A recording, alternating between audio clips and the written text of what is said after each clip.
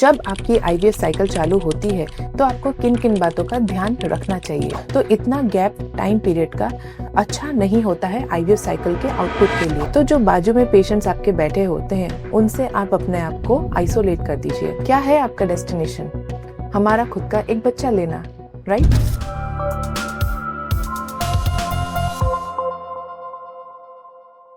Hello friends, मैं doctor Archana Sisodia, Krishvi IVF centre and women's hospital south Bhopal Ahmedabad से। आज हम एक बहुत ही इंपॉर्टेंट टॉपिक के बारे में बात करेंगे कि जब आपकी आईवीएफ साइकिल चालू होती है तो आपको किन किन बातों का ध्यान रखना चाहिए। पहली बात कि ये जो आपको इंजेक्शंस और दवाइयाँ आईवीएफ के दौरान दी जाती हैं, इनका टाइम पे लेना बहुत ही जरूरी होता है। ये जो इंजेक्शंस होते हैं ये बॉडी में प्रोड्यूस होने वाले नेचुरल हार्मोन्स ही होते हैं। आप इंजेक्शन के जो टाइम फिक्स करते हैं, आपको हर बार वो इंजेक्शन उसी टाइम पर लेना होता है। जैसे फॉर एग्जांपल एक इंजेक्शन होता है एंटागोनिस्ट का। अब मान लीजिए आपने एक दिन इंजेक्शन लिया 10 बजे, ठीक है, और अगले दिन मान लीजिए आपने ये इंजेक्शन 2 बजे या 3 बजे लिया, तो इतना गैप टाइम पीरियड का अच्छा नहीं होता है आईवीएफ साइकिल के आउटपुट के लिए, क्योंकि ये एक बहुत ही इम्पोर्टेंट इंजेक्शन होता है जो आपके बनने वाले एग्स को या फॉलिकल्स को प्री मैच्योर रप्चर होने से बचाता है। इसीलिए अगर मान लीजिए आपने जो टाइम फिक्स किया है इंजेक्शन का, हर बार आपको इंजेक्शन उसी टाइम पे लेना है। इंजेक्शन अगर मान लीजिए कि आप आईवीएफ सेंटर पे आके ले रहे हैं, तब आपको कोल्ड चेन मेंटेन करने की इतनी टेंशन नहीं है। पर मान लीजिए कि आप कहीं दूर रहते हैं और आईवीएफ सेंटर से आप अपने इंजेक्शंस को एक थर्मो बॉक्स के अंदर लेकर अपने घर पे जा रहे हैं, तो घर पर जाकर भी आपको उनको कोल्ड चेन मेंटेन करना बहुत इंपॉर्टेंट होता है।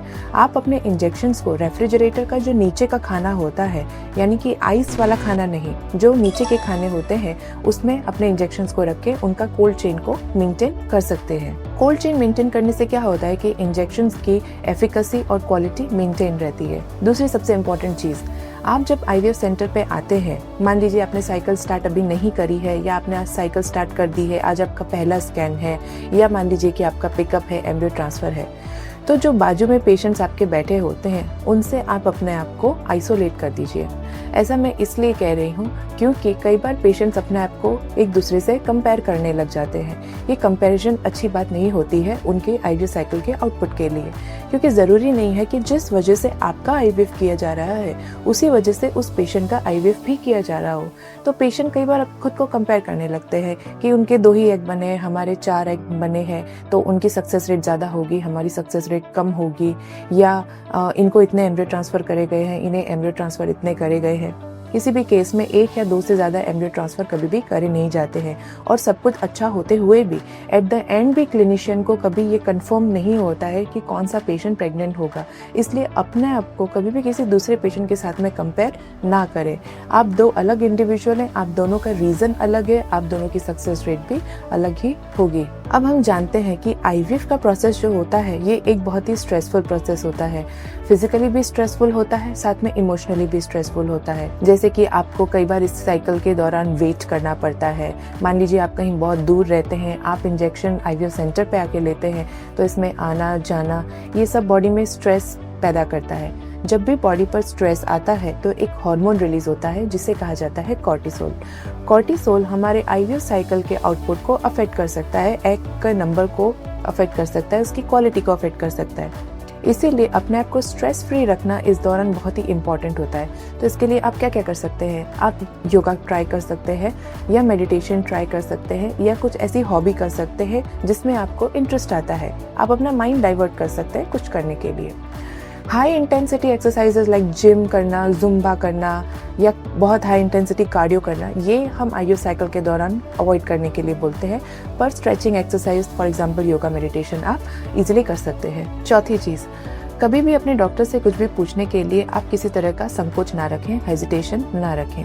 मान लीजिए आपको किसी भी तरह की हेल्प की ज़रूरत है, जैसे आप किसी दूसरी सिटी से आ रहे हैं, आपको रहने की ज़रूरत है, या आप पूछना चाहते हैं कि हम कहाँ रहें, तो आप बेझिझक ये चीज़ पूछ सकते हैं।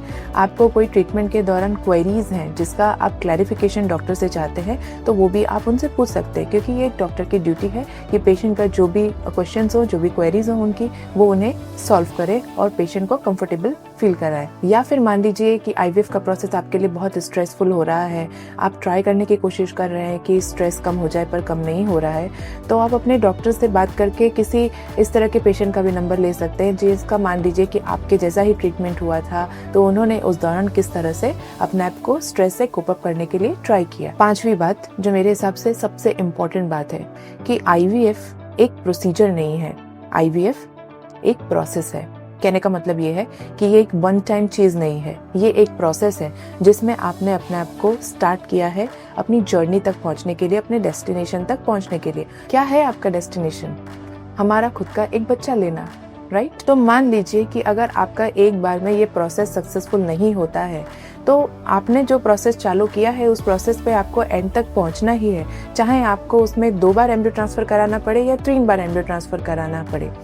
आपको अपना प्रोसेस कंप्लीट करना है, अपने डेस्टिनेशन तक पहुंचना ही है। अगर मान लीजिए कि कोई फाइनेंशियल इशू आपको आ जाता है कि अब आप एम्ब्रियो ट्रांसफर कराने में सक्सेस नहीं हो पा रहे हैं बिकॉज ऑफ सम फाइनेंस, तो आप अपने डॉक्टर से पूछ के इसके जो ऑप्शंस अवेलेबल है, जो EMI का ऑप्शन है, या थोड़ा बीच में ब्रेक लेके फाइनेंस इकट्ठा करके आप बाद में ट्रांसफर कराना चाहते हैं तो वो भी कर सकते हैं, पर अपने प्रोसेस को कभी बीच में नहीं छोड़िए। मैं आशा करती हूँ कि ये जो टिप्स मैंने आपको दी है ये आपको किसी तरह से आपके IVF प्रोसेस में हेल्प करेंगी। हो सके तो इसे लाइक, सब्सक्राइब और शेयर करिए। Thank you.